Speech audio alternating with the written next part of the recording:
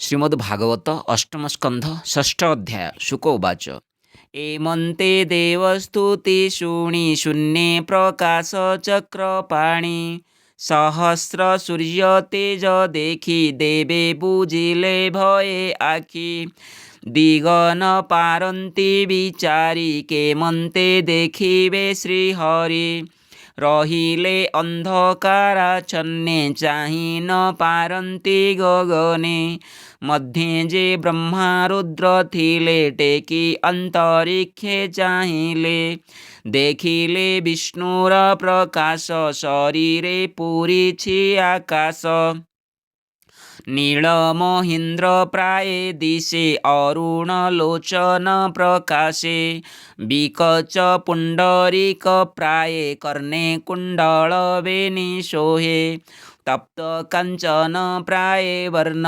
पीतवसन परिधान प्रसन्न चारु सर्व अंगे श्रीमुख सुंदर भ्रुभंगे अमूल्य मुकुट ललाटे कंचन भूषण प्रकटे आजानुलंबे चारि भुजे केयूर कंकण विराजे कांची कलाप वलୟରେ शोभित हार नूपुरे कौस्तुभ मणिकंठे शोहे तेज प्रकाशे जनमोहे कमला बनमाल रंगे हृदय सोहई अनुरागे एमंत रूप शून्ये चिंती शिव सहिते वेदपति ध्याने गोविंद पादे पड़ी स्तुति करन्ति कर जोड़ी ब्रह्मा उवाच अज निर्मल जे स्वभावे सृष्टि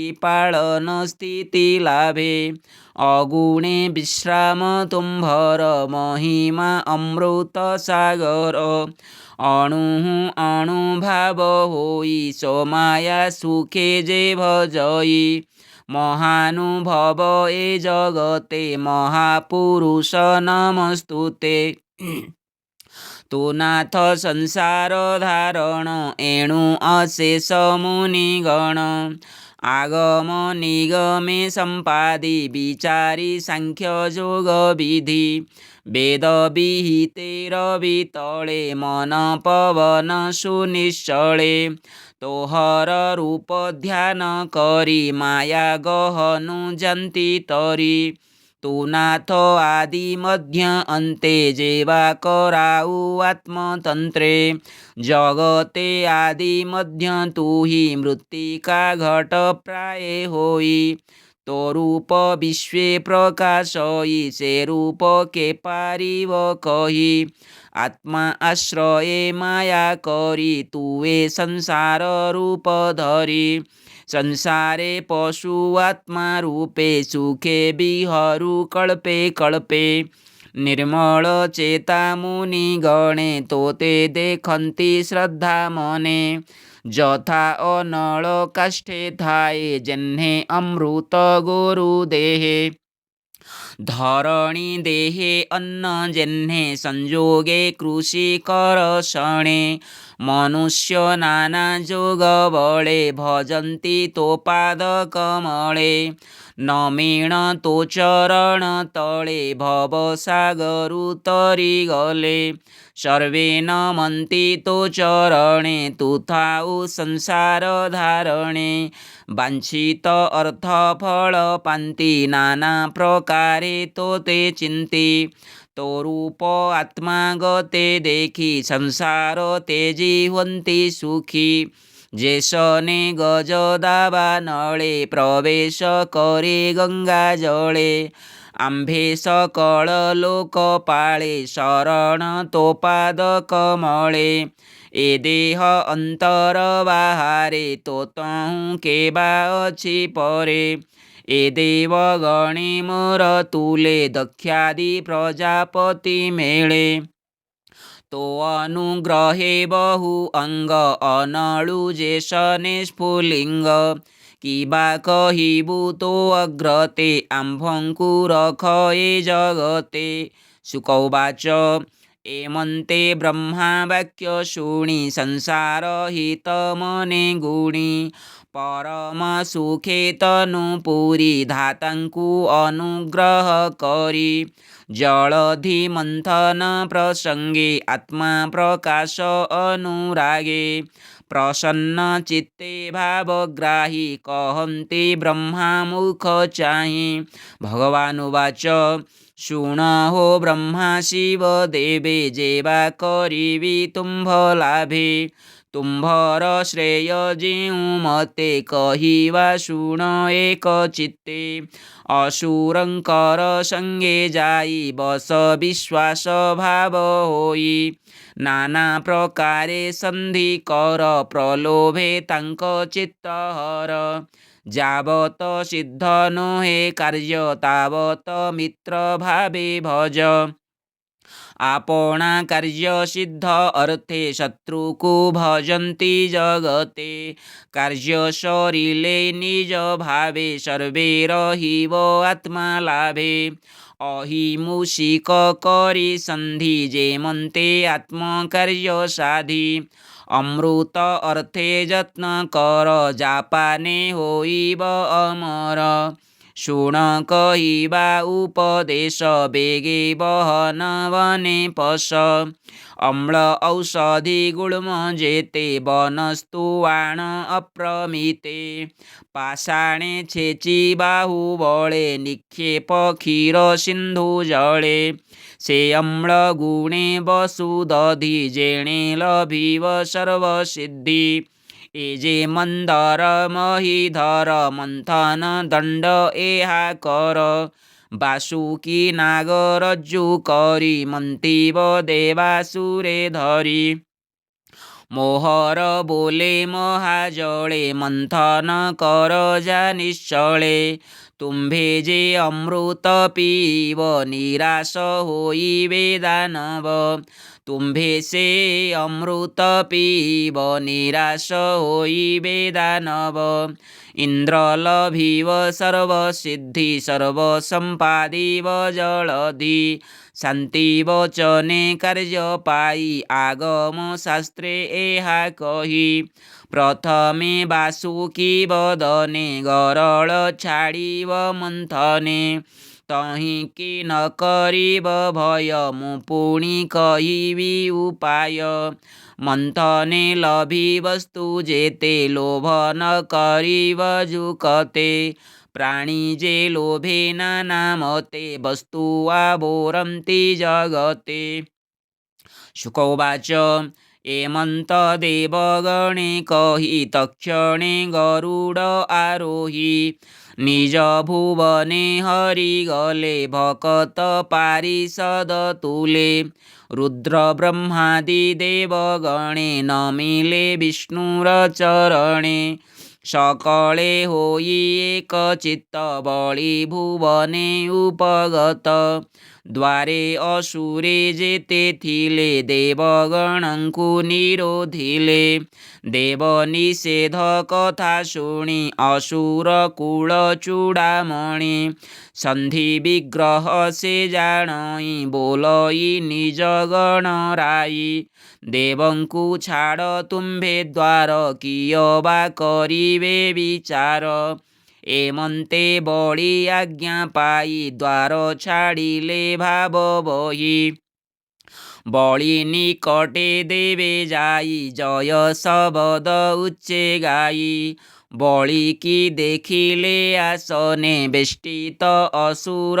गहणे सर्वसंपद जार पुरे किबा उपमा देवा तारे निज संपद जार पुरे निज संपद जगिरंजे दिगपालंक तेज गंजे इंद्र जे बड़ी मुख चाहि विश्वासे वचन बोलई शुण राजन एक चित्ते एतिनि लोक सुख अर्थे दुर्वासा साप महाघोर नाशिला संपद मोहर सोम सविता तेज गला निबिड़ तम प्रकाशिला कंपई एतिनि भुवन सर्वे होइले दुखे छन्न।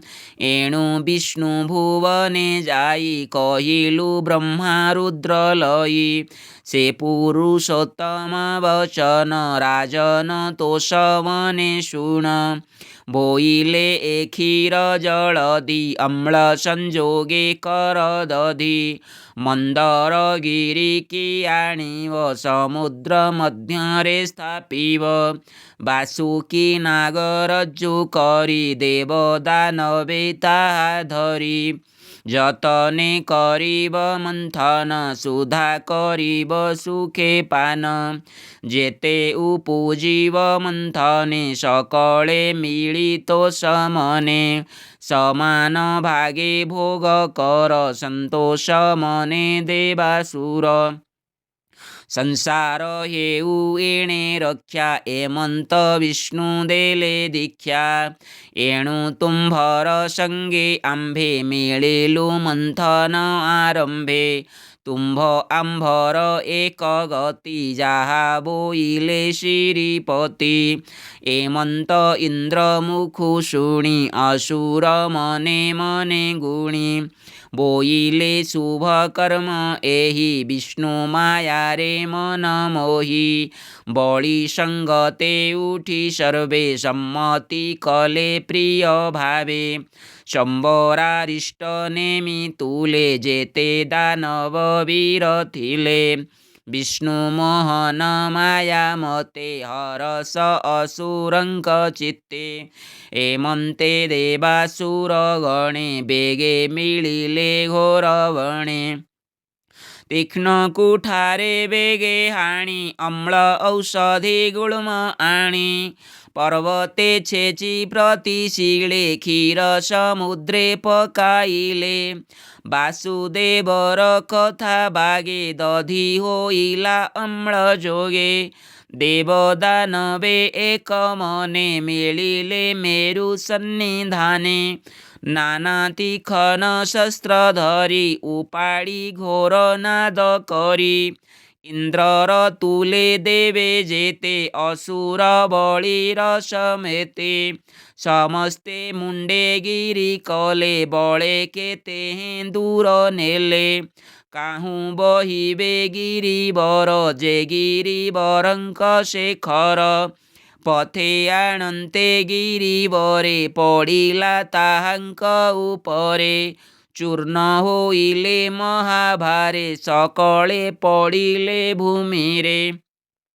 शिर चरण बाहु चूरी पथे पडिला महागिरी। देवंक दुखे भगवान तक्षणे गरुड आसन। पथे मिलिले तांक पासे देवंक भक्ति विश्वासे। करे मंदर गिरी कले देव असुरंकु चाहिले। अमृत नयने अनाई जीवन देले भावग्राही। लागन्ते गोविंदर कर तक्षणे पाइले शरीर। गोविंद एक हस्ते गिरी निश्चले निज कोळे धरी। गरुड उडे शून्य पथे देव दानव बळ साथे। क्षीर जलधि तटे मिली देव असुर बनमाळी। गरुड कंधु गिरिवर कूळे निवेशी चक्रधर। गरुड गला निज पुर शुण परीक्षा नृपवर। देव असुरंकर भाव जहु अमृत उदभव। सुजने एणे चित्त कर माया संकटरु निस्तर। बोलई दास जगन्नाथ अष्टम स्कंधे भागवत। इति श्रीमद्भागवते महापुराणे पारमहंस्यां संहितायां अष्टमस्कन्धे अमृतमंथने मंदराचल आनयन नाम आयोजने नाम षष्ठोऽध्यायः। हरे कृष्ण कृष्ण कृष्ण हरे हरे। हरे राम राम राम हरे हरे। हरि बोलो।